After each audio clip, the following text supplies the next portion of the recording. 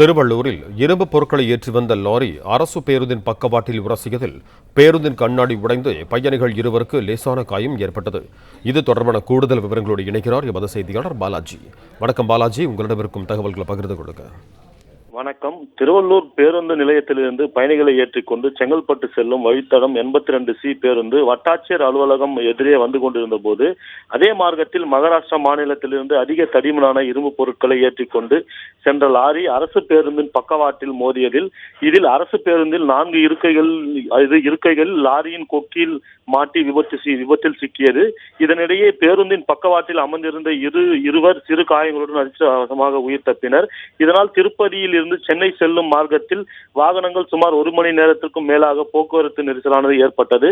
ஆம்புலன்ஸும் நெரிசலில் சிக்கிக் கொண்டது. இதனிடையே சம்பவ இடத்திற்கு வந்த திருவள்ளூர் நகர காவல்துறையினர் பேருந்து மற்றும் லாரியை சம்பவம் நடைபெற்ற இடத்தில் இருந்து அப்புறப்படுத்தி போக்குவரத்தை சீர் செய்யும் பணியில் ஈடுபட்டு வருகின்றனர்.